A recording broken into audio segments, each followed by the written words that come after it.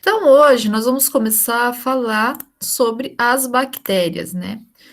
É um pouco, né, sobre elas. A gente sabe que tem muita coisa ainda para se aprender e tem muita coisa ainda que que os cientistas estão aprendendo com o tempo, tá? Então, hoje nós vamos falar sobre as estruturas dessas bactérias, como elas se formam, como elas estão, a forma da bactéria, né? Como que elas estão organizadas para causar a patogênese no nosso organismo. É claro que nem, como eu falei para vocês na aula passada, muitas bactérias não são patogênicas. A gente tem poucas bactérias que são. E, claro, né, essas que são têm grande importância clínica para nós. Então, vamos falar um pouquinho sobre elas. Tá passando o slide normal aí? Só me confirma, por favor. Tá. Tá. Então, em relação à morfologia bacteriana, como eu já falei para vocês na aula passada, as bactérias elas são células procarióticas e unicelulares. Elas podem estar agrupadas próximas, mas são células que têm apenas uma célula. Cada célula é uma célula, né? Eles não são seres multicelulares, são seres unicelulares. Então, por mais que eles estejam várias células junto, eles não são um ser só, são vários seres, tá? Isso tem que ficar bem claro. Eles vão apresentar uma morfologia muito diferente, apesar de todas elas serem células procarióticas e unicelulares, elas apresentam uma morfologia, uma composição.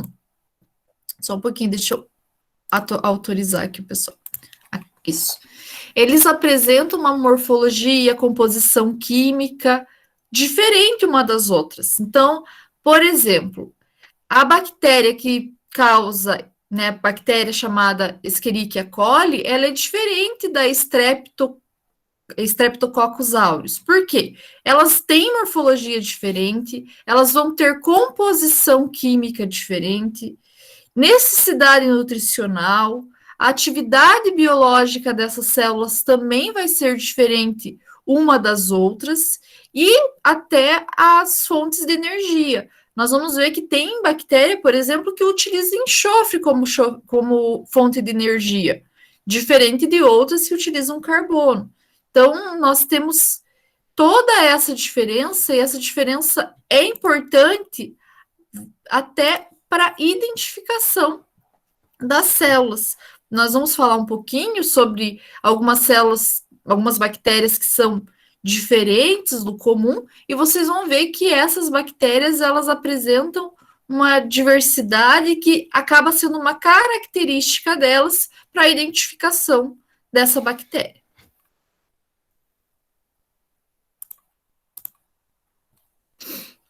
As bactérias elas vão ter um tamanho que vai variar de 0,2 a 2 micrômetros de diâmetro e o comprimento pode ir de 2 a 8 micrômetros, o diâmetro de 0,2 a 2 micrômetros e o comprimento de 2 a 8 micrômetros. Então, tem células que nós vamos ver que são bolinhas, né? São redondinhas, e nós vamos ver que tem células que elas são compridas, igual eu falei para vocês na aula passada, que são os bastões. Então, vocês vão ver um pouquinho aí, nós vamos ver na aula de hoje, né, um pouquinho da diferença dessas duas bactérias, mas, no geral, elas vão ter uma composição bem parecida, né? Elas vão ter membrana celular, vão ter o DNA solto no citoplasma e ribossomo, que são as principais características delas, e a gente também vai ver tudo isso na aula de hoje. Em relação às formas, nós temos elas redondinhas, que são os cocos. Lembra que eu falei para vocês sobre ela na aula passada? Os cocos, eles têm esse formato bem esférico aí, bem interessante, e eles podem se organizar de diferentes formas. Então, eles podem estar organizados em dupla, que nós conhecemos como diplococos, que é o primeiro exemplo ali. E como que é essa organização? Depende da divisão celular. Então, se ele divide no meio, ele sempre vai ser um diplococo ou streptococcus, que daí quer dizer que eles estão sempre ligadinhos um do lado do outro. Tá? Então, essa divisão no meio é característica dos cocos e essa característica deles se dividirem um do lado do outro, dependendo da divisão, eles vão ter uma formação de colônia diferente, digamos assim. Dividiu no meio, diplococos ou streptococcus. Se ele se divide aqui, igual ele está na segunda, deixa eu colocar um laserzinho aqui, ó.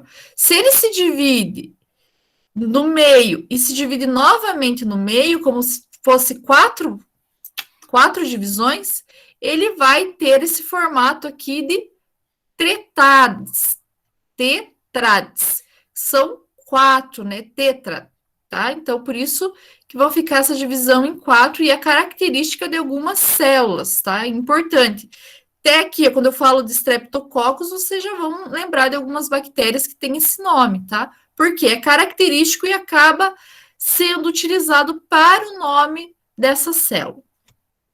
Nós ainda temos bactérias que, além de se dividir no meio e no meio novamente, né, ele se divide na horizontal também. Então, ele se divide na vertical e na horizontal. E vão formar aqui os sarcinas, que são formação aí de 8 bolinhas, 8 cocos aproximadamente, e é característico de alguns tipos de bactéria também. Quando as bactérias elas se dividem de múltiplos planos, não somente aqui, mas se dividem na diagonal, se dividem de várias formas, eles vão formar os estafilococos, que também são característicos, e a gente vai falar um pouquinho sobre esse tipo aqui mais para frente, numa aula específica para ele, tá? Então, o estafilococos, ele vai ter essa característica, ele se divide de qualquer forma. Então, a partir da divisão, vejam que eles ficam sempre grudadinhos. Mas é claro que tem células que podem se dividir e não ficar junto, ficar só os cocos separados, tá? Isso também pode acontecer. Mas quando eles têm essa divisão diferenciada aqui, ó, normalmente eles ficam nessa formação de colônia, tá? Um próximo ao outro. Essas são as formas que os diplococos, cocos, né, se dividem. Mas nós temos também os bacilos. Os bacilos, eles sempre vão se dividir no meio, tá? Então, ele pode ter um bacilo único ou ele pode ter os diplobacilos. Ele não vai se dividir, né, na horizontal, tá? Isso não vai acontecer, ele sempre se divide na vertical. E por isso ele fica, quando ele se junta, ou ele fica como diplococos, né, quando ele não tem a separação, ou ele fica como streptobacilos, não tem essa separação, ele sempre vai ficar juntinho.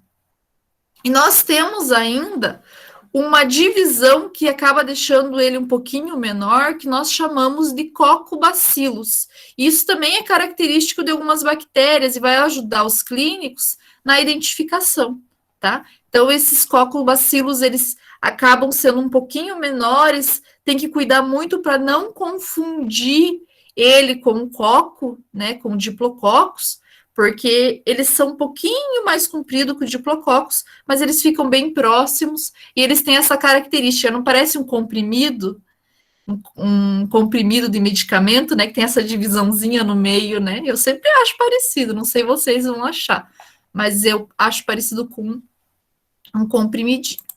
Então, essas são as características dos bacilos.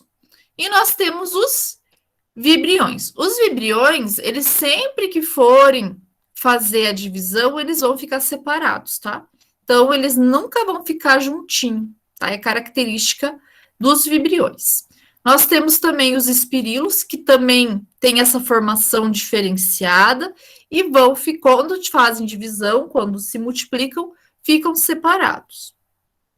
e as espiroquetas, que também, né, ficam separados. Esse tipo de bactéria a gente chama de bactérias espirais, tá? Então, é uma característica dessas bactérias serem dessa forma. Até se vocês olharem bem essa imagem de baixo aqui, nem parece uma bactéria, né? Se a gente olhar assim de relance, sem saber muito bem o que é, você acha que é um parasita, né? Porque acaba parecendo que ela é tão grande, mas ela não é muito grande, tá? Ó, se você vê o tamanho ali embaixo, essas fotografias que eu coloquei aqui para vocês são de microscópio óptico bem que consegue ver uma imagem bem bonita, digamos assim, né? É um microscópio óptico de alta varredura, então ele tem uma imagem bem aproximada, né? E se vocês conseguirem ver o tamanho dessa espiruleta, olha ali o tamanho que nós temos aqui embaixo, ó. Nós temos o tamanho de 1 micrômetro, né? Comparado com o outro aqui, ó, 4 micrômetros. Então, apesar de parecer muito grande, ele é bem pequeno também, não é tão grande assim. E nós temos algumas células que elas são um pouco diferenciadas, chega a ser até bonito, né? Se vocês forem ver. Então, nós temos, é difícil encontrar, tá? Não é comum igual às outras, elas são células mais raras, bactérias mais raras, que têm uns formatos um pouquinho diferentes. Então, nós temos algumas que têm formato de estrela, como no primeiro exemplo aqui, é bem bonito, né? E temos também células, bactérias retangulares, tá? Então depende muito do gênero. A primeira é do gênero Stella, tá? Então ele tem esse formato e acabou tendo nome por causa do formato. Então eles auxilia muito na identificação desse gênero, dessa espécie. E nós também temos a bactéria retangular, que nesse caso é a bactéria Alaorcula, que também tem essa característica e acaba sendo característica desse tipo de bactéria, tá bom? Dúvida nos formatos, pessoal? Não. Beleza. Então, as bactérias nem todas sempre vão ser de um só formato. Então, nem todas, por exemplo, tem bactérias que elas não vão estar sempre no formato coli, no formato, desculpa, no formato Coccus. Elas podem ter formato Coccus e bacilos na mesma bactéria, na mesma colônia. Uma está no formato Coccus, no formato bolinha, e outra está no formato bacilo. Pode acontecer. E isso, pessoal, prejudica muito a identificação. Então, o que, que acontece? Algumas bactérias, durante a evolução, elas acabaram tendo essa formação. Tem uma bactéria na colônia que está em Coccus, tem uma que está em bacilo, tem uma que está em outro formato, e isso prejudica bastante. Então, o que, que a gente fala? As bactérias monomórficas, que são aquelas que têm forma única, elas são fáceis de identificar, né? Entre aspas, são mais fáceis de identificar do que aquelas bactérias que a gente chama de pleomórficas. Essas bactérias pleomórficas são essas que têm muitas formas diferentes em uma colônia só. Então, às vezes a pessoa, né, se não tiver uma experiência, até pode confundir, achando que são duas bactérias diferentes, e não são. São a mesma colônia, a mesma bactéria, tá bom? Bactérias que têm essa característica, até coloquei 2 exemplos para vocês, é o Rhizobium e o Corynebacterium, que são 2 gêneros aí conhecidos que têm essas características. Não vou entrar muito em detalhe no que eles causam ainda, vou deixar para aula específica para eles, tá bom? Mas já vão colocando aí esses nomezinhos na cabeça. E agora a gente vai para a estrutura da bactéria. Quando a gente fala de morfologia bacteriana, né, anatomia bacteriana, a gente sempre começa falando de fora para dentro. Então eu vou começar falando para vocês sobre toda a parte de fora que fica fora da célula, digamos assim, mas faz parte da célula, né? E depois eu vou indo para o interior dessa célula, falando aí sobre o que temos no citoplasma. E vocês vão ver que essas características que estão fora da célula, né, são extremamente importantes para a identificação.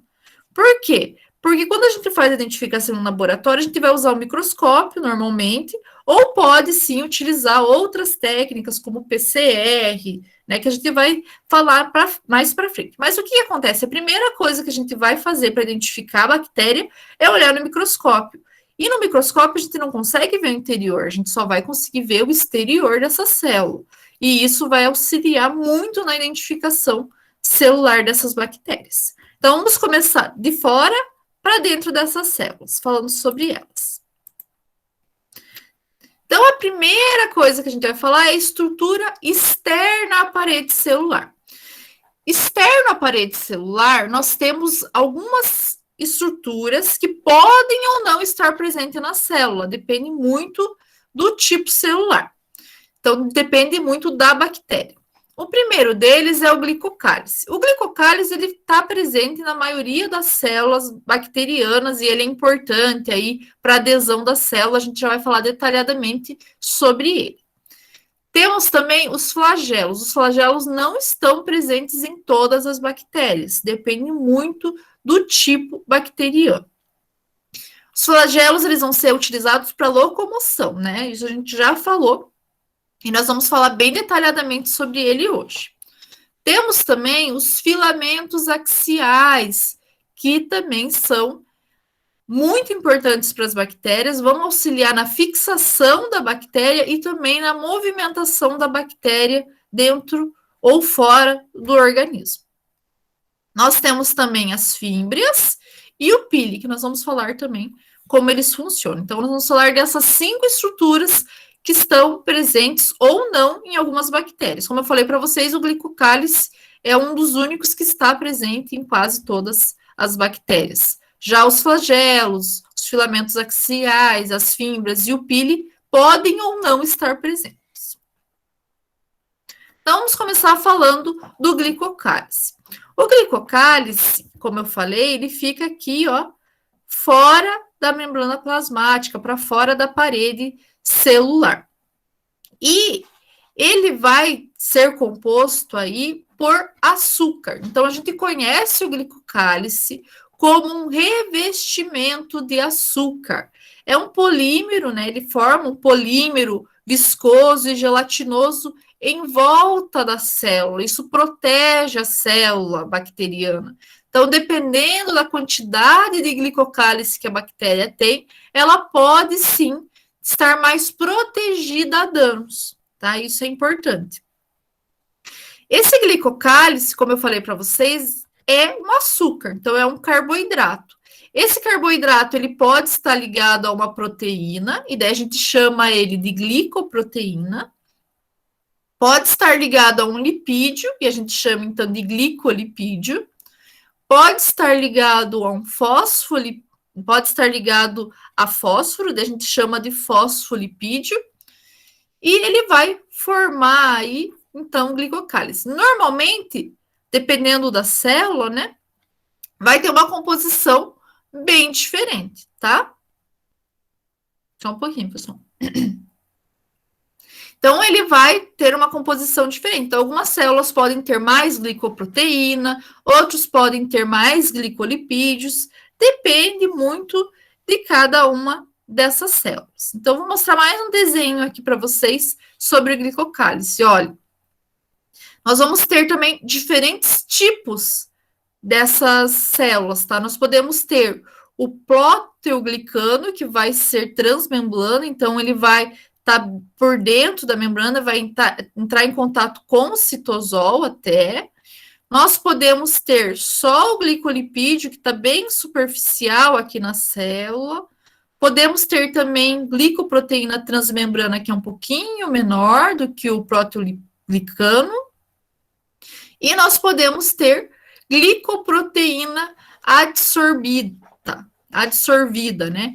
Que vai estar aqui bem juntinho à célula e vai auxiliar na proteção dessa célula.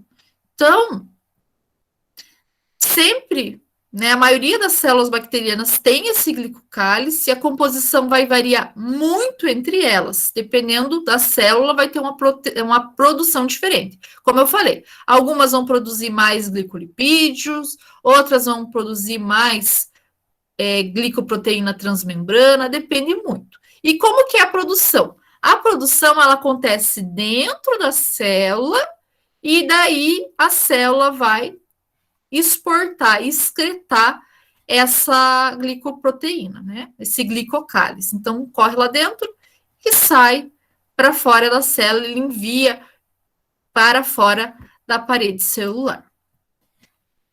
Um exemplo que eu tenho aqui para vocês de glicocálice é a... Opa, desculpa, pessoal, tá mais para frente. Depois eu falo um pouquinho do exemplo.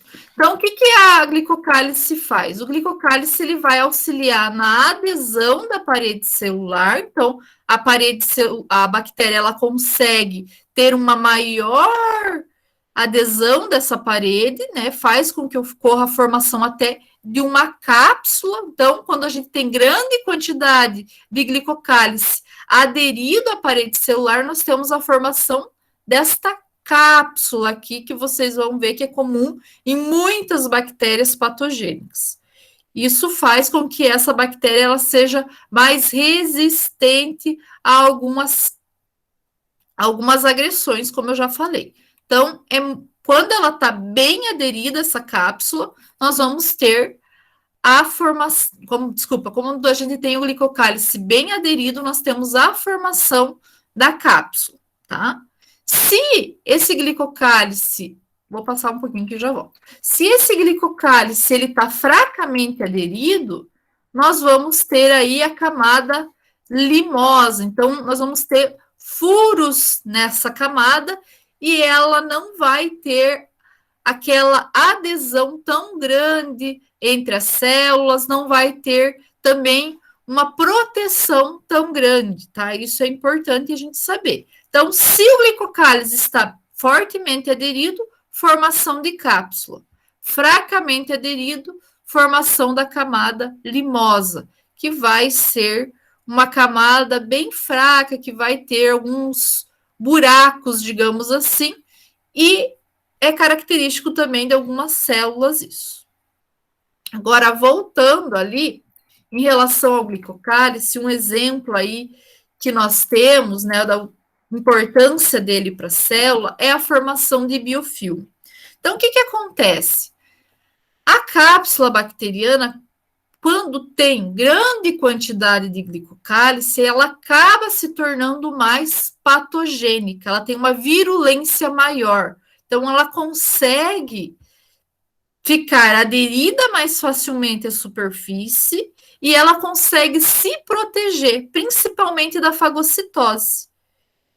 Quem que faz fagocitose? O nosso organismo, né? Nossas bactérias lá, elas fagocitam, as nossas células, desculpa, elas fagocitam a bactéria para remover as bactérias do organismo. Quando a bactéria tem essa cápsula, ela se torna mais resistente a essa fagocitose. E isso faz com que ela se torne uma bactéria com maior virulência, maior patogenicidade. Isso é uma característica dessas bactérias que têm essa cápsula. A partir do momento da presença dessa cápsula, nós vamos ter aí células que vão formar um biofilme. Então, se vocês olharem aqui a terceira imagem ali, deixa eu voltar lá no slide. A terceira imagem aqui, vocês vão ver que já está tendo o começo da formação aqui, ó, do biofilme. E daí, a bactéria, ela continua se reproduzindo e forma esse biofilme por volta. Por quê? Por causa desse glicocálice. Lembra que ele é viscoso, gelatinoso? Então, ele consegue proteger a colônia inteira de agressão. E daí, quando ela está com uma colônia grande, né, nós temos uma grande quantidade, por exemplo, de bactéria aqui dentro, esse glicocálice ele acaba estourando e as bactérias vão até outra célula, por exemplo. Então, o glicocálice, ele vai ser importante para proteção da célula e também vai auxiliar muito na multiplicação dessa célula, porque ele forma esse filme, fixa a célula em um lugar e vai conseguir aí acabar se tornando uma substância polimérica extracelular, que a gente chama de SPE, que vai acabar protegendo a célula. Eu trouxe aqui para vocês até um exemplo de glicocálice, né, que faz essa formação de filme, que é a placa bacteriana. Vocês já devem ter ouvido falar que é causada pelo Streptococcus mutans. Então, o que acontece? Tem a formação dessa placa bacteriana para a multiplicação da célula, para a proteção da célula. Quando nós temos uma adesão dessa placa por muito tempo, essa placa ela não sai, né, mais do dente ali, ela fica aderida ao dente, nós vamos então ter a formação do tártaro. Vocês já devem ter ouvido falar, né? Que é aquela placa bem amarela, até deveria ter colocado uma foto para vocês. O que acontece? A bactéria ela vai se aderindo ali no dente e vai ficando para formar a placa bacteriana. Daí, essa formação de placa ela fica envelhecendo ali e nós temos muito cálcio, né, por causa da produção de saliva. O cálcio ele começa a impregnar na placa bacteriana e forma então o tártaro, que acaba assim prejudicando muito o dente, ele acaba tirando os minerais do dente, além da formação da bactéria, começa a prejudicar a gengiva e muitas vezes as pessoas que têm muito tártaro e não fazem um tratamento, né, dental certinho, acabam até perdendo o dente por causa dessa formação da placa e posteriormente a adesão dos íons de cálcio que acabam formando o tártaro.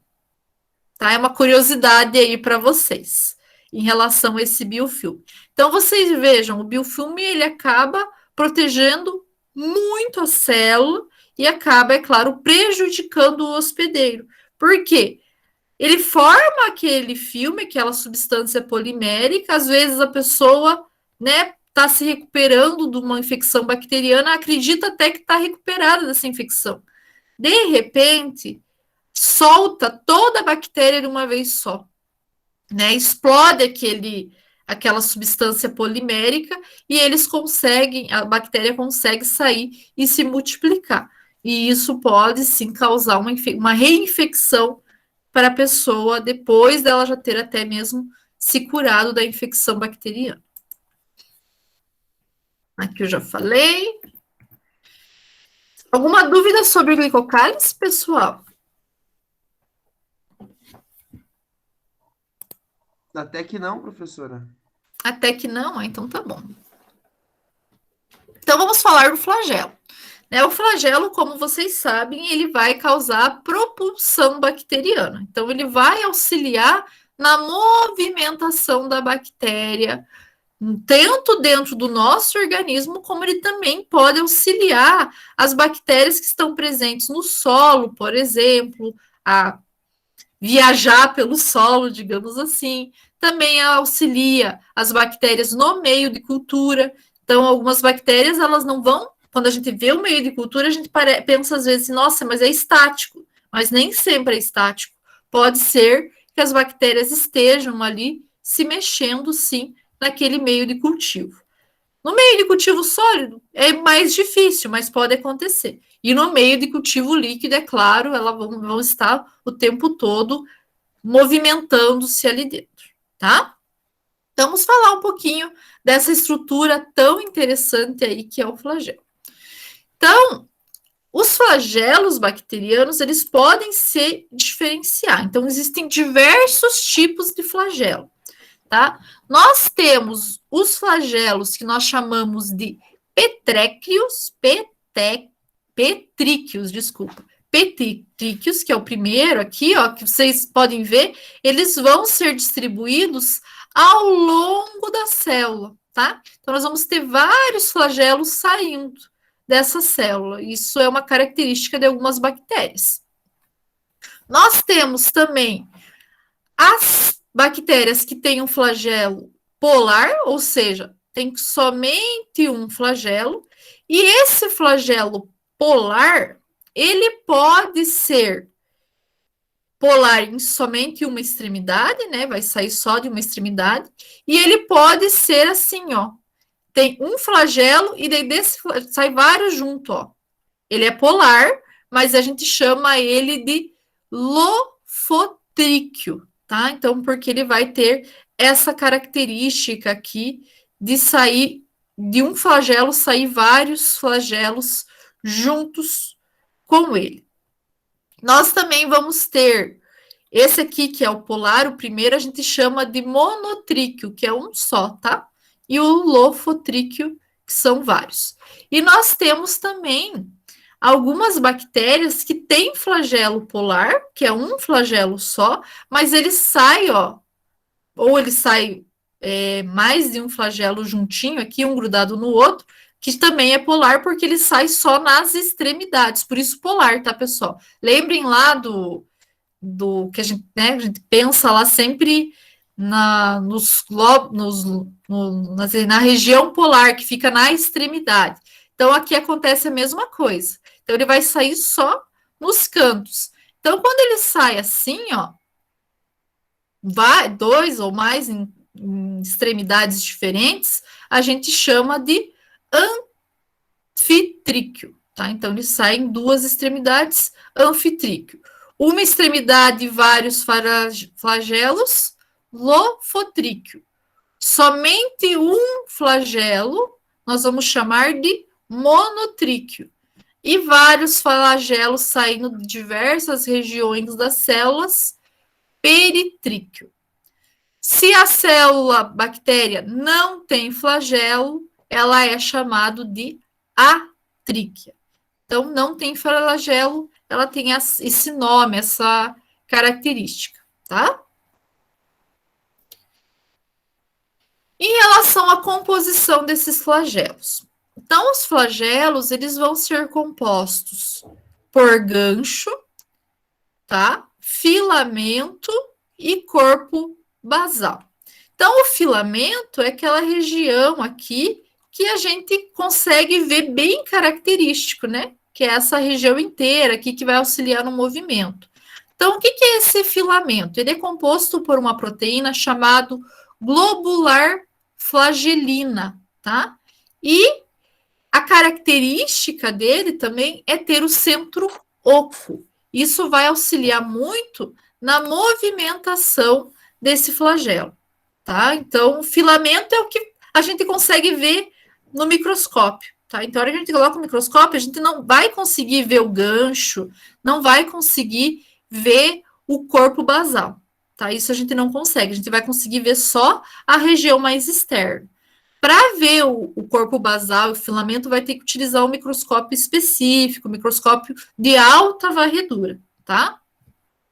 O gancho, ele vai ligar o filamento ao corpo basal, ao corpo da bactéria, né? Vai conseguir ligar aí a parede bacteriana ao filamento. E aqui no gancho, nós vamos ter uma proteína diferente, daí depende muito de cada bactéria, tá? Então, tem bactérias que têm um tipo de proteína, outros têm outro tipo de proteína, isso depende da bactéria. O corpo basal, por sua vez, ele vai aqui, ó, estar ligando, é como se ele tivesse, como se fosse, vamos pensar assim, num parafuso, tá? Então, ele vai encaixar aqui o flagelo na célula. Então, ele vai inserir esse flagelo aqui na nossa célula.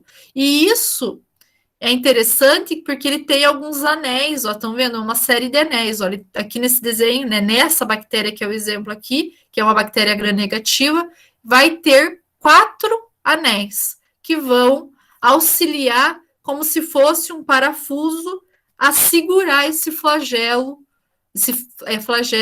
dentro na célula, tá? Então, é uma característica dele, esse corpo basal.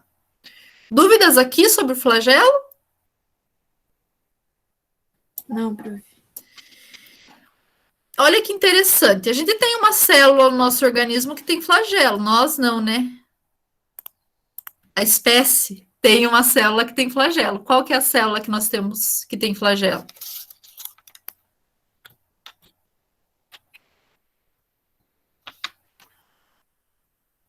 Não lembram? O espermatozoide tem flagelo, né? Isso aí, o espermatozoide. E olha, o espermatozoide é uma célula eucariôtica, ela tem núcleo, tudo bonitinho.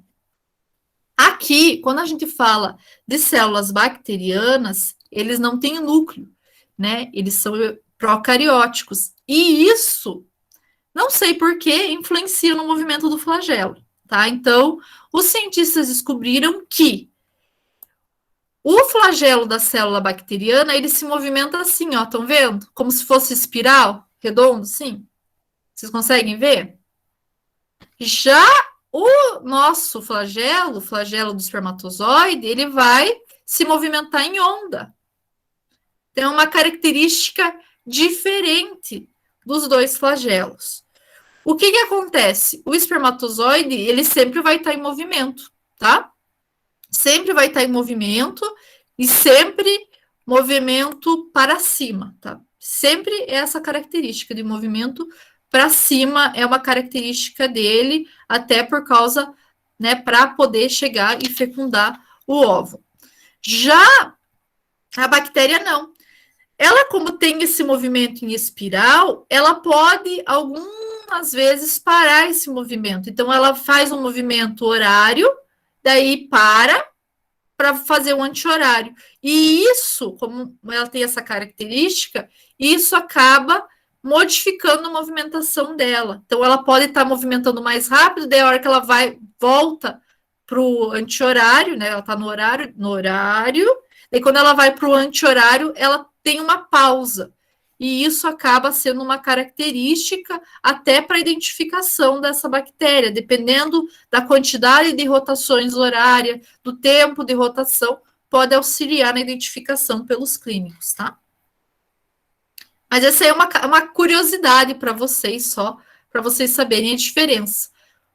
O espermatozoide sempre de forma ondular, então sempre em ondas, e o flagelo das bactérias sempre em forma circular. E nós temos ainda um flagelo, um filamento, me desculpa, chamado de filamento axiais. Esse filamento, ele também vai auxiliar na motilidade das bactérias. Então, o que acontece? É como se fosse um flagelo, pessoal, tá? É como se fosse, mas não é. A bactéria, ela vai ter esse flagelo em torno da célula inteira, ó, vocês estão vendo? Como se esse flagelo tivesse, né, que é um filamento, tivesse em torno da célula. E isso auxilia na movimentação dessa bactéria, esse filamento axial, tá? É uma característica bem interessante. Um exemplo, né, desse filamento tem aí no Treponema pallidum, que é o causador da sífilis. Então, é uma característica desse tipo de bactéria, né? A gente chama, alguns especialistas chamam esse filamento axial de endoflagelo, tá? Porque ele vai estar bem juntinho à célula e vai auxiliar na movimentação. Eu acho que eu coloquei um desenho aqui para vocês verem também. Um desenho não, um filminho, ó. Estão vendo a movimentação dele, ó? Ele vai se movimentando em espiral, ó. Auxilia nessa movimentação. Dúvidas sobre os filamentos axiais? Eles estão em torno aí da célula. Então, às vezes, tem que cuidar para não confundir, porque pode achar que o filamento é separado. E não, ó. Ele está em volta da célula e vai auxiliar nesse movimento.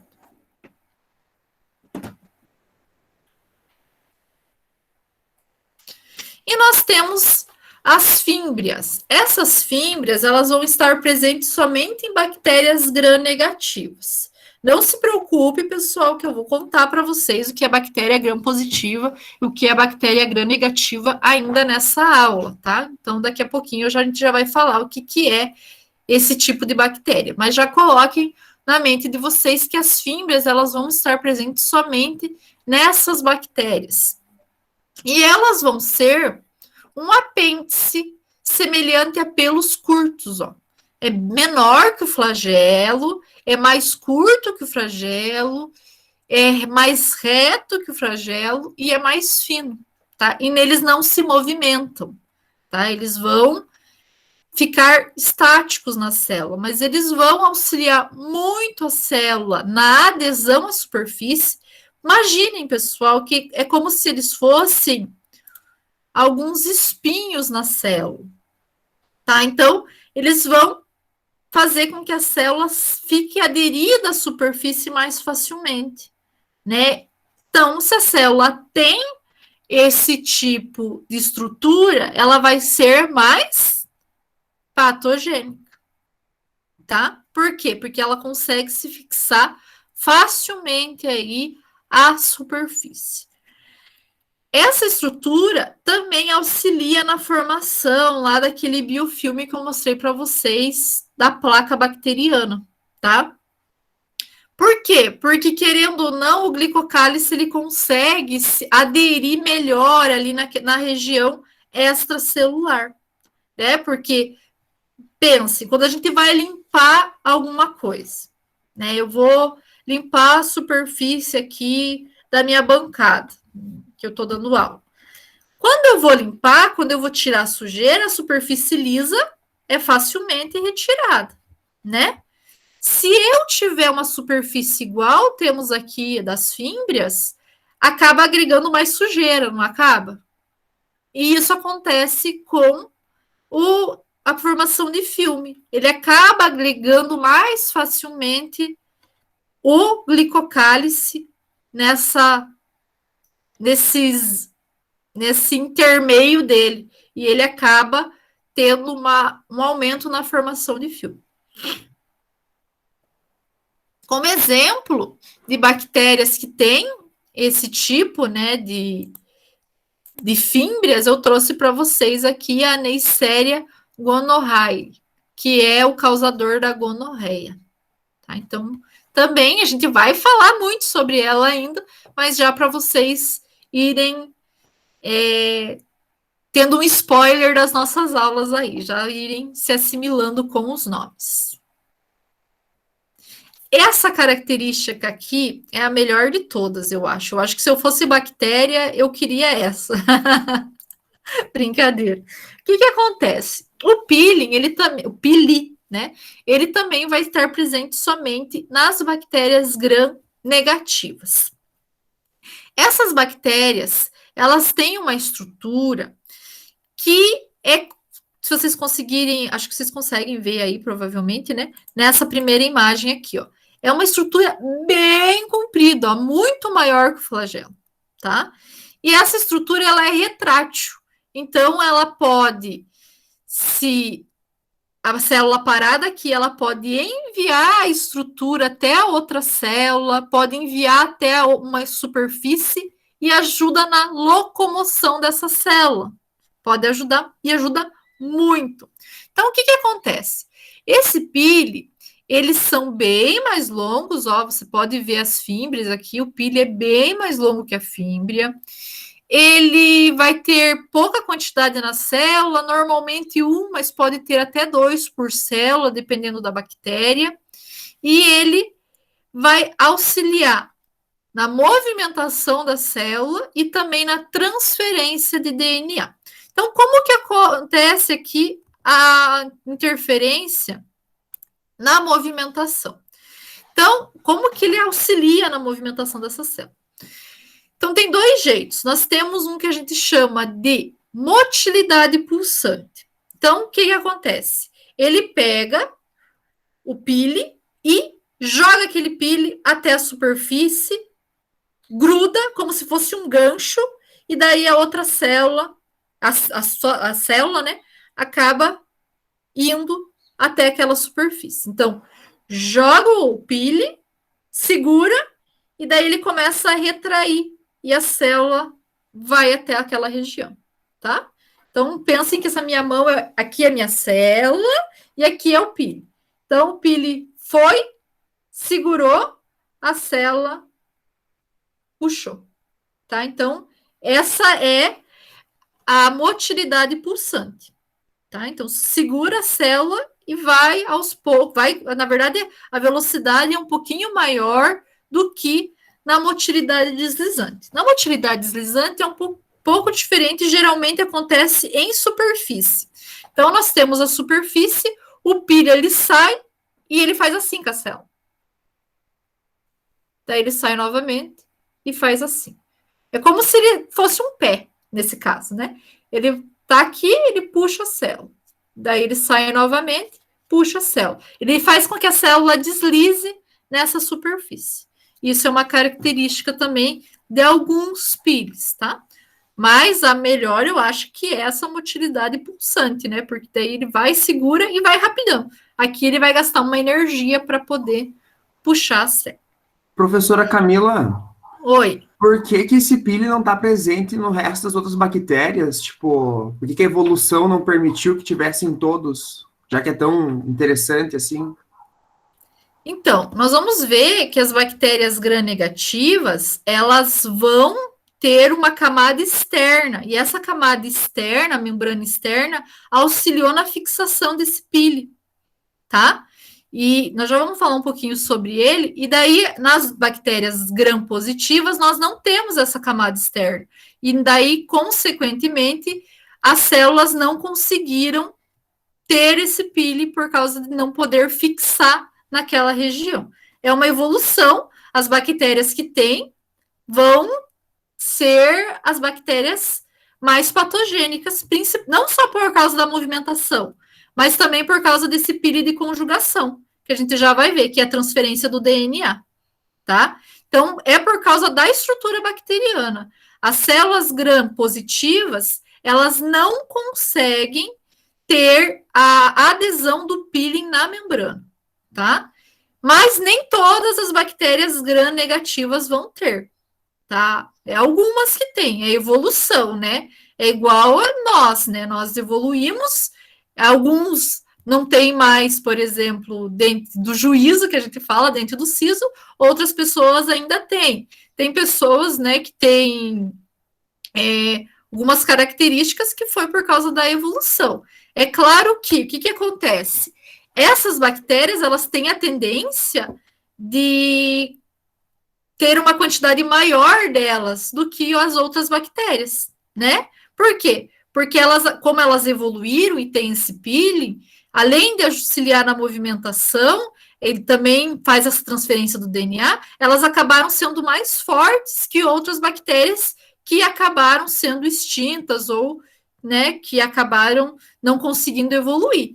E nós vamos, é claro, eu acredito que daqui a alguns anos até ter mais bactérias que tenham a presença de pili, porque auxilia muito até na defesa da bactéria, por causa dessa transferência de DNA. Tá? Beleza, Então, obrigado, professora. de nada. Então, eu até coloquei um videozinho, eu não sei se vai funcionar. Era um videozinho tão legal. Deixa eu ver se vai funcionar. Não vai. Depois eu vou mandar para vocês o link. Mas o que acontece aqui? Eu vou mandar o link do vídeo. Que pena que não está passando. O que acontece? Essa bactéria aqui, ó, vocês estão vendo, ela tem o pili. Então, ela vai pegar o pili e vai enviar até outra bactéria aqui, ó.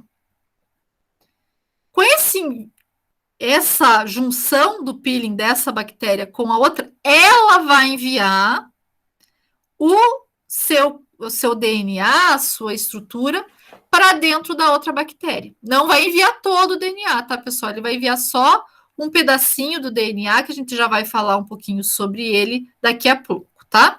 Então, ele vai enviar esse DNA, ela vai enviar esse DNA para dentro da outra bactéria. Normalmente, aqui, pessoal, é muito importante, tá?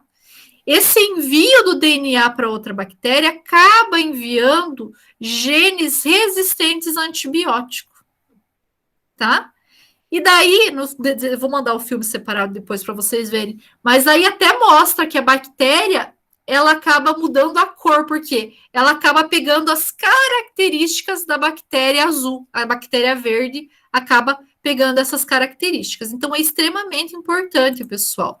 A bactéria azul que tem o peeling e ela que vai mandar as suas características para a bactéria verde, tá? Isso é interessante. A bactéria verde precisa ter o peeling? Nem sempre tem, tá? Nem sempre. Tá bom? Tem que ser da mesma espécie? Nem sempre. Pode ser espécies diferentes. Tá bom?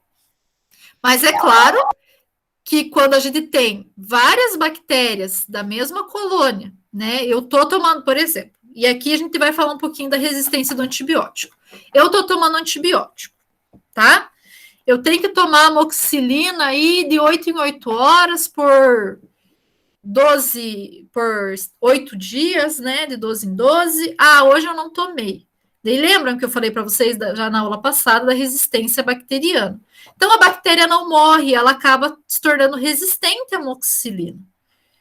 E aí eu vou ter várias bactérias da mesma colônia, né? Do mesmo gênero, do mesma espécie. Então o que acontece? A bactéria lá que criou resistência ao antibiótico que eu estou tomando, ela vai lá e passa para a irmã dela, por peeling, aquela resistência. E essa irmã dela vai lá e passa para outra irmã. E isso faz com que essa bactéria se torne resistente àquele antibiótico. E, é claro, né, você vai ter que mudar de antibiótico para fazer o tratamento, porque aquele antibiótico não vai resolver. Então, Alguém estava com dúvida? professora, a bactéria ela meio que desenvolve uma imunidade adaptativa contra o remédio, é isso mesmo? Desenvolve. Que inteligente, né? Extremamente. E por isso que nós temos aí uma resistência bacteriana muito grande.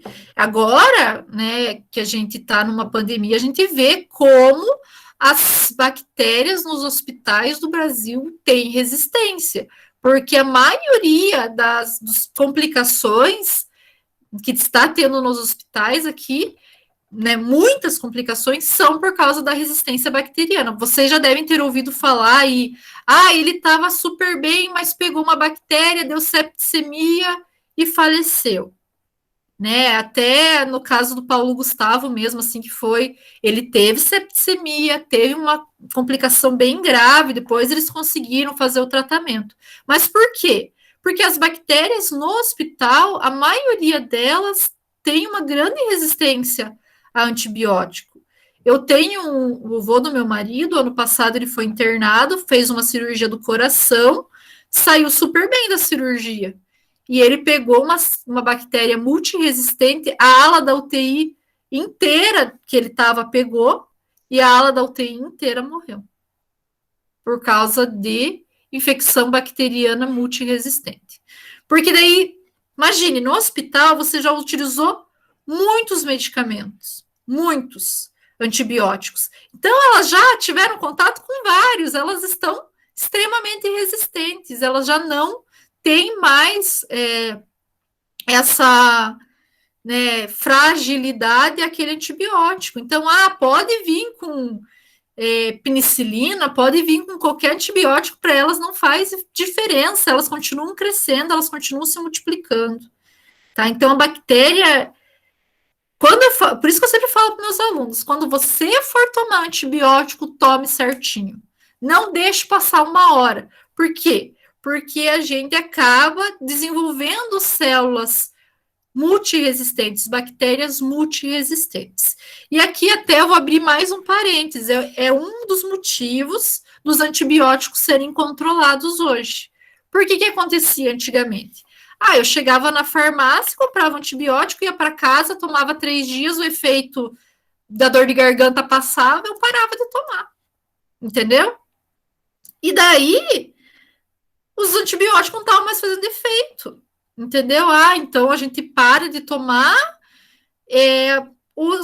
as bactérias vão se tornando resistentes àqueles antibióticos. Hoje não. Hoje a gente tem né, você só consegue comprar antibiótico se você tiver receita, por causa disso, para tentar acompanhar e tentar fazer aquele paciente tomar até o final do tratamento, para ele não abandonar esse medicamento, sabe? Outro dado interessante é que o que acontece? Antigamente, eu dei o exemplo da amoxicilina, porque a amoxicilina é um antibiótico que vocês mais conhecem, né? Mas o que aconteceu? Antigamente, as bactérias elas tinham muita resistência à amoxicilina. Daí as pessoas pararam de utilizar, né? Então, foi diminuindo a utilização. Hoje utiliza mais a azitromicina, que né, utiliza uma vez por dia, é mais fácil e tal. Então, foram diminuindo a utilização. Daí as bactérias falaram, esse antibiótico não vem mais, a gente não precisa mais ter resistência contra ele. E daí, eles diminuem, né, acabam eliminando esse gene da resistência e aquele antibiótico que antes a bactéria era resistente, agora ela não é mais. Então, o pessoal acaba voltando a utilizar antibióticos muito antigos, sabe, para tentar ver se essa bactéria agora ela vai ser menos resistente a esse antibiótico, porque ela, teoricamente, perdeu a resistência. Tá? Professora, então o pile de conjugação é essa passagem, essa transferência de DNA? Isso. O DNA que ele vai transferir, a gente já vai falar sobre isso, mas ele vai transferir o plasmídio, tá? A gente já vai falar sobre isso. Daí ele transfere dele para outra célula. Isso é importante vocês saberem. Sempre dele para a célula seguinte. Ele nunca puxa para ele envia para outra célula. Tá? Depois eu vou mandar. Tinha até uma musiquinha no filme. Depois eu vou mandar o filminho para vocês lá no grupo, tá? Como exemplo aqui que nós temos de células que têm esse peeling é a Pseudomonas aeruginosa. Essa Pseudomonas, pessoal, ela se multiplica em várias regiões. Ela pode dar infecção respiratória, infecção intestinal, tá? Então a gente vai falar dela também mais para frente. E temos novamente aqui o causador da gonorreia, que é a Neisseria. Agora a gente já viu toda a estrutura de fora da célula. Agora a gente vai ver o interior dessa célula. Vai começar, né, a ver a interior, não, ainda vamos ver a membrana aqui, a parede celular, tá? E daí nós vamos ver o interior. Então, o que é a parede celular? A parede celular aqui no nosso desenho, ele está representado pela corzinha amarela, né? Lembrando que a cápsula é aquele glicopolissacarídeo lá, que forma o filme em volta, tá? E aqui nós temos a parede celular. Parede celular, eu nem vou falar tanto para vocês, porque eu sei que vocês já devem estar cansados de saber de parede celular, de membrana plasmática. Eu só vou passar um pouquinho em relação a ele. Então, a parede celular, ela é uma estrutura bem complexa, ela é semi-rígida e ela pode ter diferentes formas. É ela que dá a forma da bactéria. Então, se a bactéria é Coccus ou a bactéria Bacillus, é devido à parede celular. Então, é ela que é responsável por essa forma da bactéria. Ela tem como principal característica prevenir a ruptura da célula bacteriana. Então, o que acontece? A pressão dentro da célula normalmente é maior que a pressão extracelular. Isso acontece no nosso organismo e acontece no organismo das bactérias também. Ai, pessoal, me deu soluço. Passou. Então, o que acontece? Essa parede celular, ela vai fazer com que a bactéria, ela não se altere, ela fique sempre naquele formato, que é característico da bactéria, e também não exploda, não acabe extravasando, digamos assim. Dependendo da estrutura dessa parede, nós vamos ter uma patogenicidade. Então, as bactérias que têm uma estrutura mais rígida, mais controlada, vai ter uma patogenicidade maior. Aquelas bactérias que essa estrutura da parede celular não é tão bem feita, que tem alguns erros, ela vai ter uma característica, uma patogenicidade menor.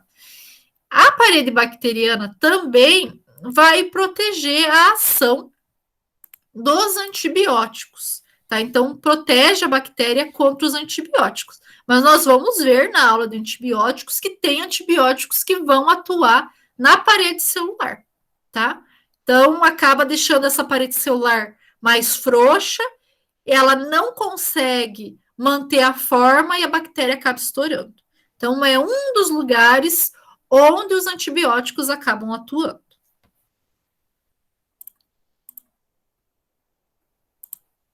E como que é composto, então, essa parede celular?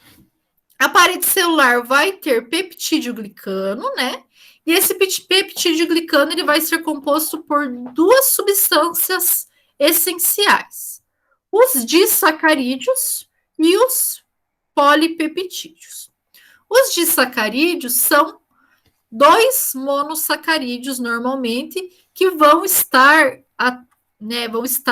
sendo compostos por N-acetilglicosamina, então que a gente chama de NAG, e também ácido N-acetilmurânico. Isso aqui é característico das bactérias, da parede celular das bactérias, tá, pessoal? Então, eles vão ter esse NAG e o NAN. São dois monossacarídeos que vão estar dispostos de diferentes formas. Então, algumas bactérias podem ter mais NAG, outros podem ter mais NAN, depende muito da bactéria.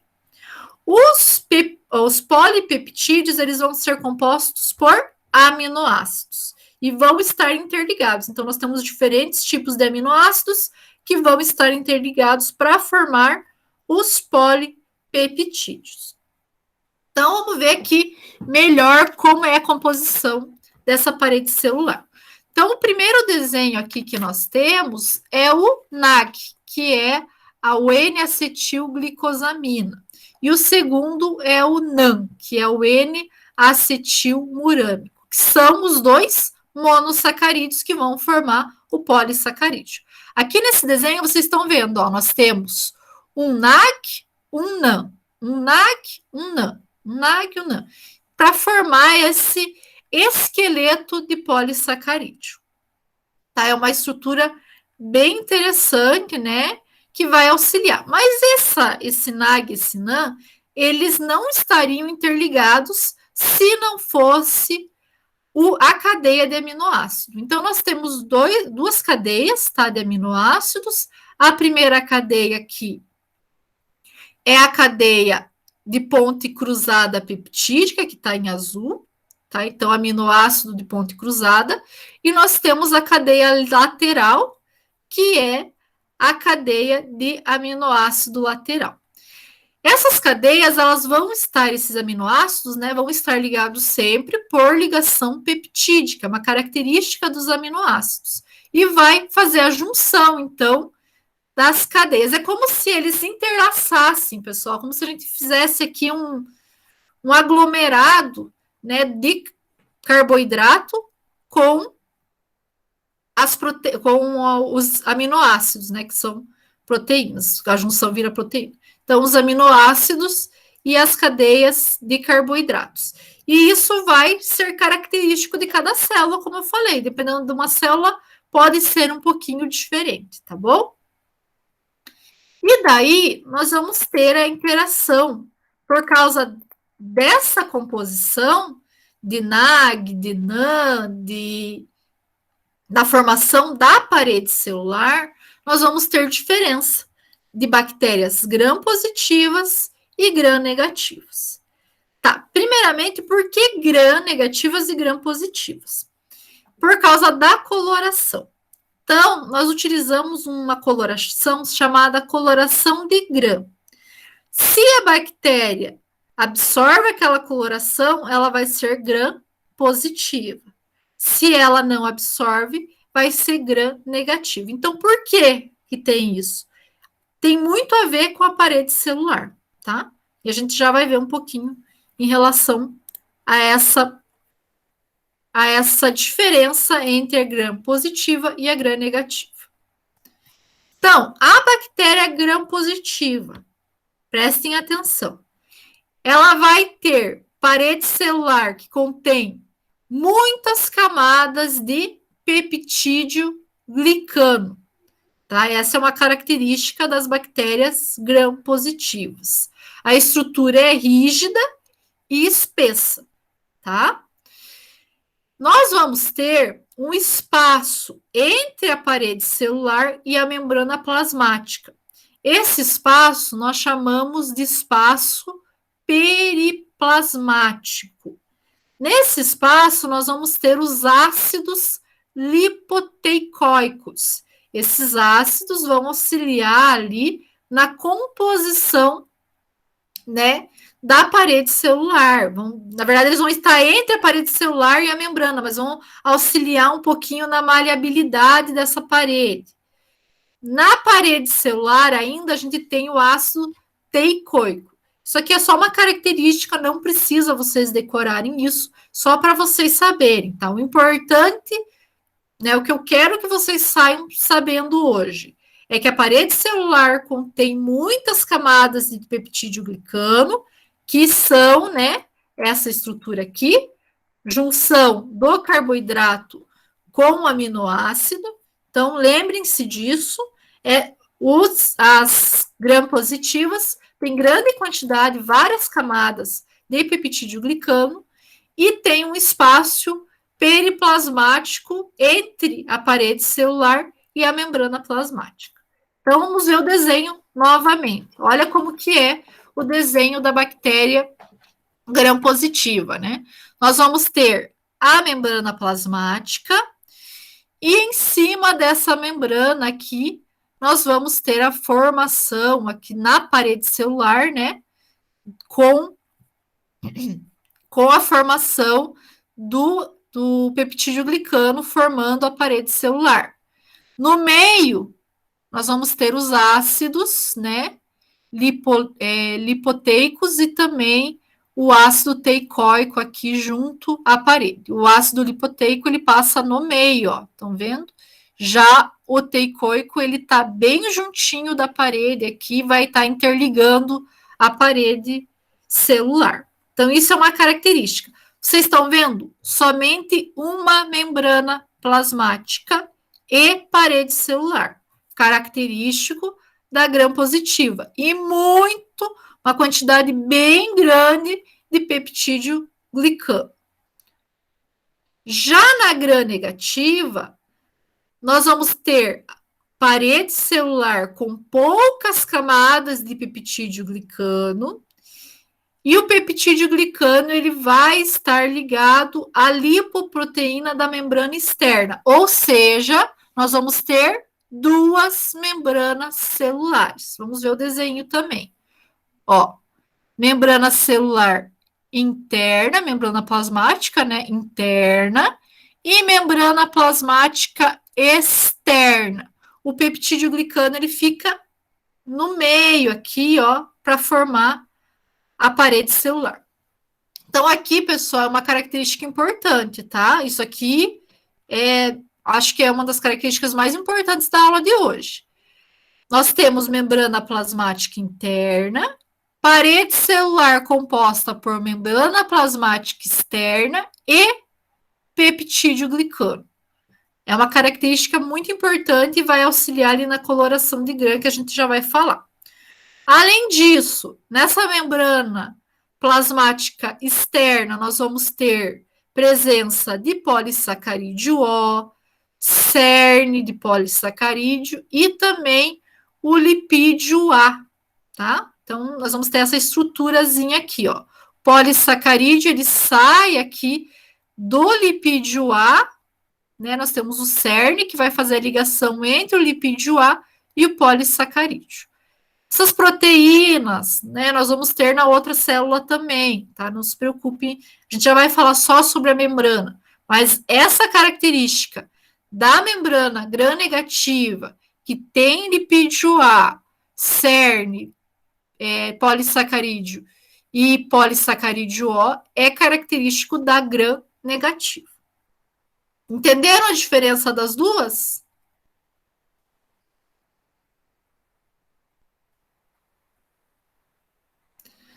Outra característica, a gram-negativa não tem ácido teicoico, vocês já perceberam pelo desenho.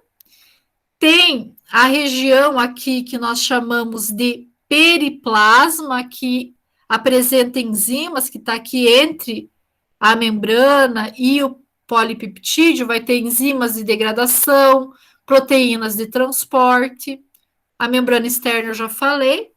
E essa membrana externa, ela tem uma grande característica, que é a evasão da fagocitose. Então, muitas vezes as bactérias, as células do nosso organismo não conseguem fagocitar essas células. Além disso, pessoal, também vai ser uma barreira contra a ação de detergente, de antibiótico, de sais, de corante e também de enzimas digestórias. Pelo que eu falei, o que vocês acham? Vocês acham que a gram-negativa ela é mais resistente que a gram-positiva ou menos resistente? Mais patogênica ou menos patogênica? Menos patogênica. A gram-negativa? É. Na verdade, é muito independente, vamos dizer assim, tá? Depende muito da resistência bacteriana, né? Porque algumas bactérias elas vão ser mais resistentes que outras, né? Depende muito de um conjunto de fatores, vamos dizer assim. Mas a gram-negativa, ela acaba tendo uma resistência maior, principalmente à defesa do nosso organismo. Então, o que acontece? Quando a gente está consumindo um alimento e esse alimento está contaminado, muitas vezes esse alimento ele chega, né, essa bactéria ela chega ao nosso estômago, ela acaba sendo degradada pelo ácido, ou se ela não é degradada pelo ácido, a hora que ela chega lá no intestino, nós vamos ter aí os sais biliares que acabam degradando essas bactérias. As gram-negativas, elas são um pouco mais resistentes a isso, tanto ao ácido do estômago, quanto aos sais biliares, com as enzimas também. E isso acaba, muitas vezes, deixando essa bactéria um pouco mais patogênica, a gram-negativa, do que a gram-positiva, por causa dessa membrana externa que vai dar essa maior proteção à bactéria, tá?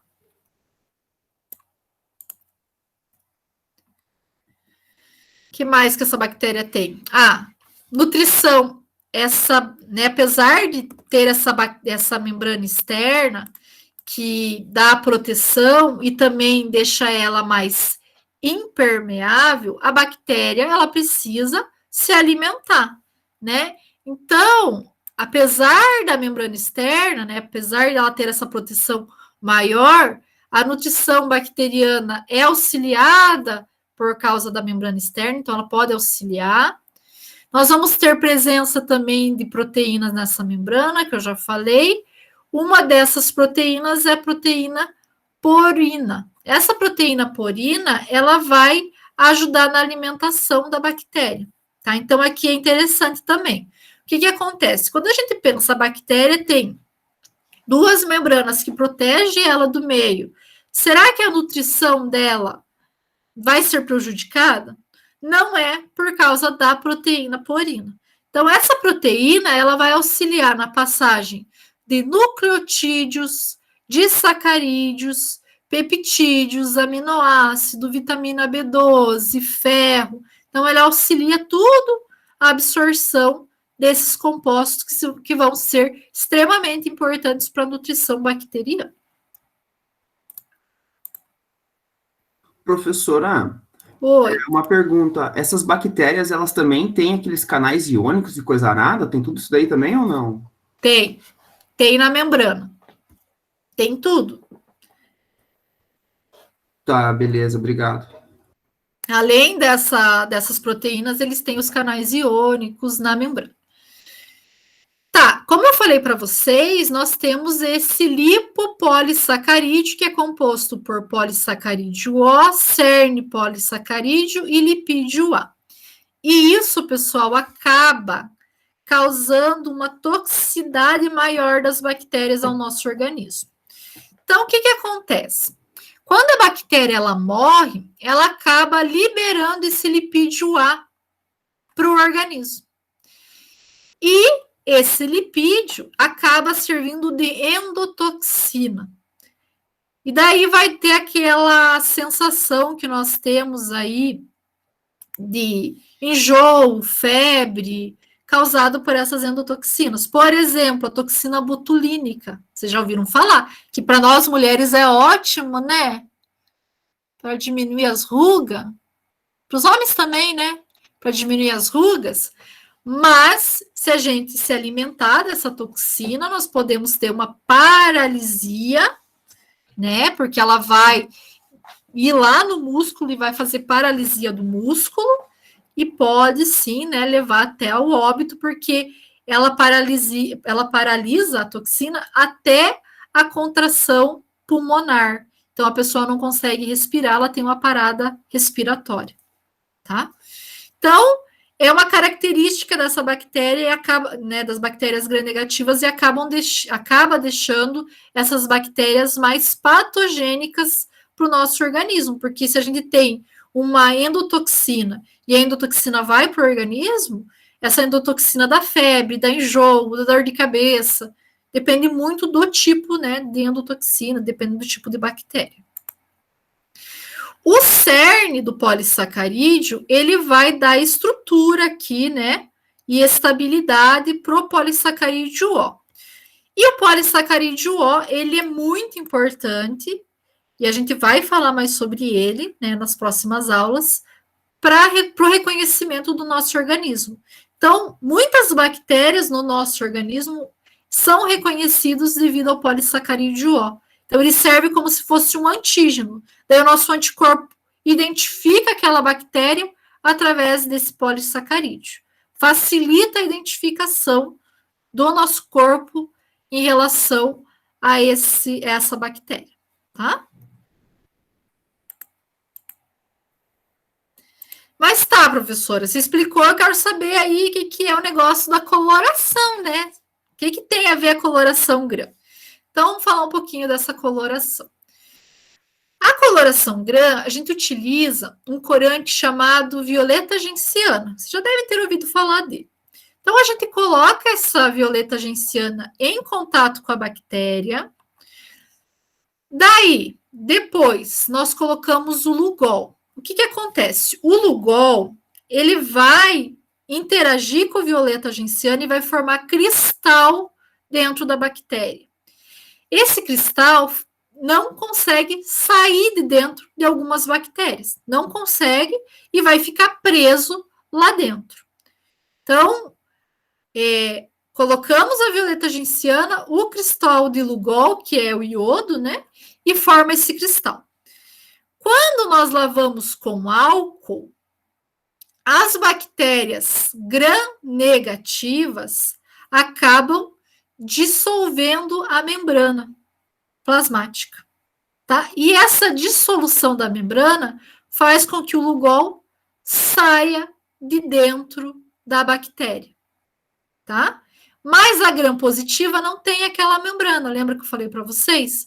Então, o Lugol fica dentro da membrana. Depois, nós lavamos com água e colocamos o corante chamado fucsina. Esse corante fucsina, ele vai entrar tanto na bactéria gram-positiva como na bactéria gram-negativa.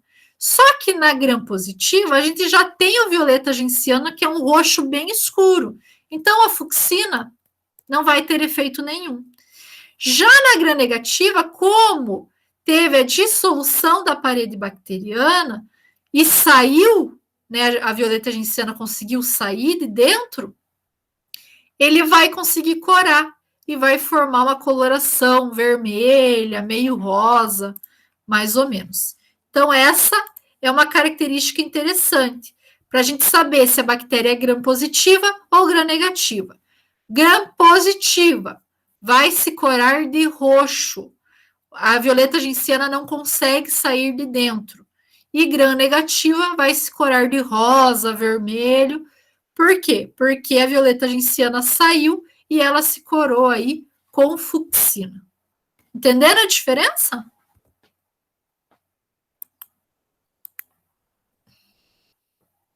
Acho que vocês entenderam, né? Qualquer coisa vocês me perguntam.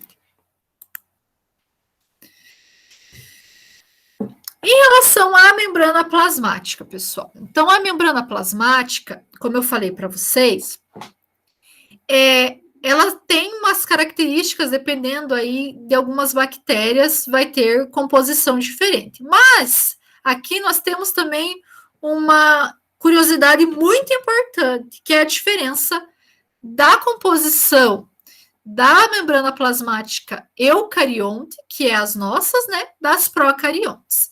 Então, a eucarionte, as nossas células vão ter carboidrato, esteróis, proteínas e fosfolipídios.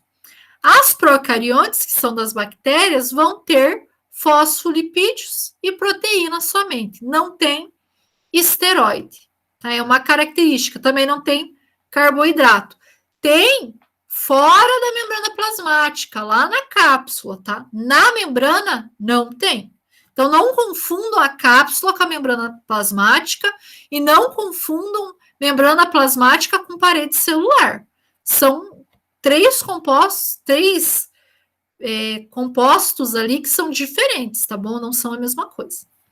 Existe uma bactéria um gênero, né, chamado Mycoplasma. A gente vai falar um pouquinho sobre ela daqui a algumas aulas.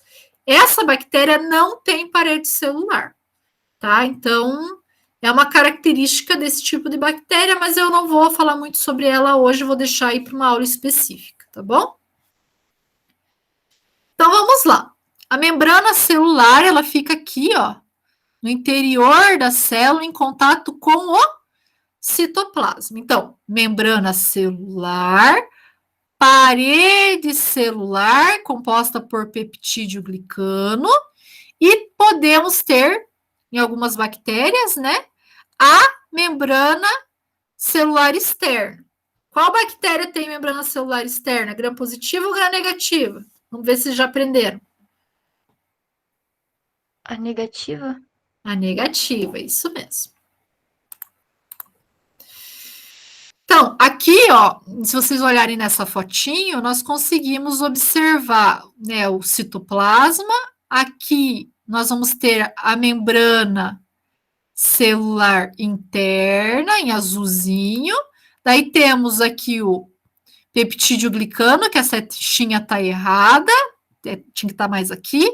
E em volta nós vamos ter a membrana plasmática externa. Mas o que nos interessa agora é a membrana plasmática interna. Então, a membrana plasmática das células, apesar de eu falar para vocês que tem da bactéria, né, ter uma diferença das nossas, ela vai ser composta pela bicamada lipídica.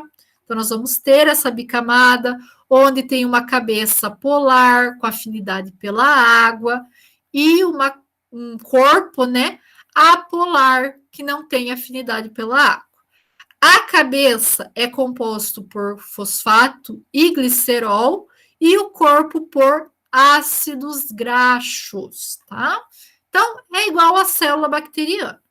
Nós vamos ter poros, vamos ter proteínas de membrana, vamos ter aqueles canais característicos das células humanas também, tá? As mesmas características em relação a isso. Eu não vou entrar em detalhe em canal, até porque nossa aula ia se estender demais e até passar do horário, eu ia ter que fazer uma outra aula. Mas se você, professora, eu estou com dúvida em relação a esses canais, vocês me falam que eu tenho uma aula de fisiologia que fala sobre o canal e eu mando para vocês. Só sobre membrana plasmática, tá? Não vou entrar em detalhe hoje para não deixar a aula muito comprida, e eu sei que vocês já viram isso em fisiologia, provavelmente, e em biologia celular. Então, vocês já viram essa parte, não vou entrar em detalhe em relação à bactéria, porque é bem semelhante à do ser humano, tá bom? Quais são as funções da membrana bacteriana, né? Na membrana plasmática da bactéria? Vai ser barreira seletiva, entrada e saída de materiais, permeabilidade seletiva, então aquelas proteínas muito grandes não vão conseguir atravessar. Já a água, o ácido, o dióxido de carbono, eles atravessam facilmente. Os íons, eles penetram bem devagar. Também vai ter aí uma das funções a digestão de nutrientes e também produção de energia, né? Aqui nós vamos ter enzimas que vão ajudar a catalisar as reações químicas, degradar nutrientes e auxiliar na produção de ATP. E também nós temos aí a presença de cromatóforos. Isso aqui não vai ter na célula bacteriana, na célula humana, somente na célula bacteriana, né? Em algumas bactérias, naquelas que fazem fotossíntese, tá?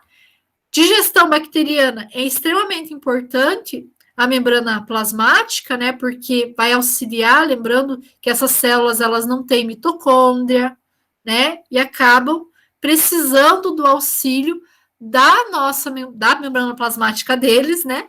Para a produção de ATP, para poder digerir e degradar os nutrientes. Dúvidas sobre as funções? Não. Viu, professora? É que nem os antibióticos, como que eles atuam na membrana das bactérias? Eles destroem aqui as proteínas, não deixam Você fazer... quer que eu dê spoiler da aula de antibiótico já, André? Ah, não sei. Então, na verdade, os antibióticos eles vão atuar lá na parede celular, tá? Na parede celular bacteriana, lá na formação do peptídeo glicano, tá? Ele não vai deixar formar o peptídeo glicano. A partir do momento que não forma o peptídeo glicano, a célula ela fica mais propensa a estourar, né? A fazer lise. Porque o peptídeo glicano ele vai formar a parede celular, vai formar a proteção celular. Então, os antibióticos eles não vão atuar na membrana plasmática. Eles vão atuar mais na parte da parede celular da bactéria. Ah, entendi. Beleza, obrigado. De nada. Mas a gente vai falar detalhadamente sobre antibiótico, tá? Vou mostrar onde ele atua bem certinho para vocês. Na aula de antibiótico. Pessoal, vou continuar aqui. A aula termina às 10, né? Se não der tempo de terminar a aula hoje, eu termino na semana que vem. Mas vamos falar, então, do citoplasma. O citoplasma da bactéria, ela vai ser composta, até sem acento a minha substância aqui. Ela vai estar aqui, né, no interior da célula, vai ser composta 80% de água, lipídio, íons inorgânicos, que vão estar aqui soltos, e também compostos de baixo peso molecular, que podem estar soltos no citoplasma. E também é aqui no citoplasma que nós vamos ter o núcleo, lembrando que o núcleo dessas bactérias não é encapsulado, então ele fica solto no citoplasma, enovelado, mas solto no citoplasma. Também nós vamos ter o plasmídio, que é aquele composto que ele vai doar para as outras células, lembra que a gente falou um pouquinho. Vai ter ribossomos e inclusões. Essas inclusões são estruturas que vão armazenar outras substâncias, tá bom? Nós vamos falar sobre elas também. Então, vamos começar falando sobre o núcleo, né? O nucleoide, núcleo não tem núcleo, né? O nucleoide, que é onde está aí o DNA. Então, é importante isso, pessoal. As bactérias têm DNA. Então, é uma fita única de DNA, mas é uma fita dupla, tá? É uma só, mas é dupla. Vai estar solta no citoplasma. Tem um crescimento ativo, né? Pode estar ali fazendo, como as bactérias elas crescem muito rapidamente, pode ser que elas estejam estendidas e estejam sendo utilizadas para a multiplicação da célula. Então, quando nós estamos com o crescimento da célula ativa, 20% do volume celular vai ser composto pelo DNA, tá? Então, durante a síntese de novas células, 20% do DNA vai estar desenovelado e vai estar solto no 20%, desculpa, falei errado. 20% do volume celular vai ser composto por DNA que está fazendo a multiplicação da célula. Então, normalmente, a fita dupla é enovelada. Se nós vamos ter a multiplicação, ela vai se abrir para a multiplicação e durante essa abertura, ele acaba apresentando, né, acaba tendo um volume maior e acaba sendo, como eu vou dizer para vocês, ocupando um volume maior dentro da célula. Tá? Então, essa é uma característica durante a síntese de novas células. O plasmídio, como eu falei para vocês, é uma parte separada, uma pequena molécula de DNA.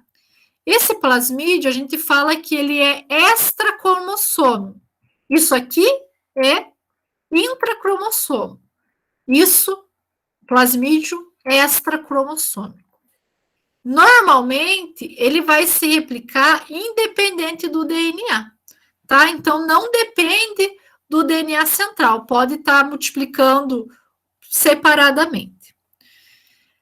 Nós sabemos, né, que esse plasmídio, ele vai doar suas características para outras células, mas também os cientistas acreditam que ele está associado às proteínas de membrana plasmática.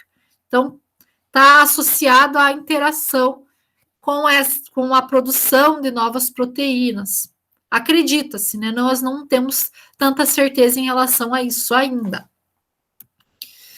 Normalmente, eles contêm de 5 a 100 genes, e esses genes, eles não são essenciais para a sobrevivência da célula, tá? Então, se a célula não tem, ela vai continuar sobrevivendo normalmente. Se ela perde o plasmídio, continua sobrevivendo normalmente. Ela pode apresentar genes de resistência a antibióticos e pode transferir essa resistência para outras bactérias. Também pode apresentar genes de tolerância a metais pesados. Também pode auxiliar na produção de toxinas pelas bactérias, síntese de enzimas e também podem ser transportados, isso eu já falei para vocês, para outras bactérias a partir do pili, tá? Pessoal, para a gente não estender a aula, eu vou finalizar por aqui. É porque nossa aula termina às 10, e daí, na semana que vem, a gente fala do ribossomo para continuar a aula de célula bacteriana.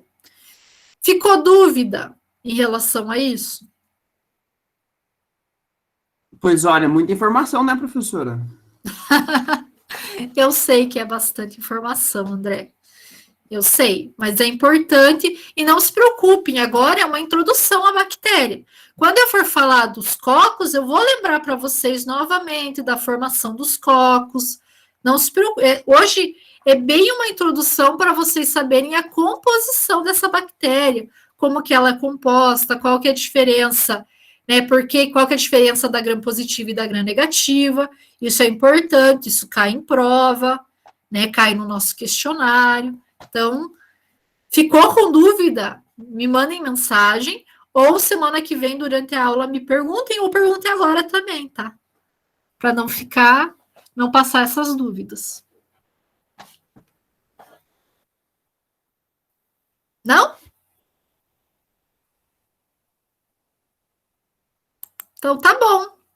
Então, semana que vem a gente vê a continuação da aula. Falamos de ribossomos, das inclusões. E teremos mais alguma coisa aí durante a aula que vem. Tá bom? Tá bom, professora. Obrigado. Bom, boa semana para vocês. Até semana que vem. Até, prof. Tchau. Tchau, prof. Tchau, Tchau, tchau. prof. Tchau, prof. Tchau.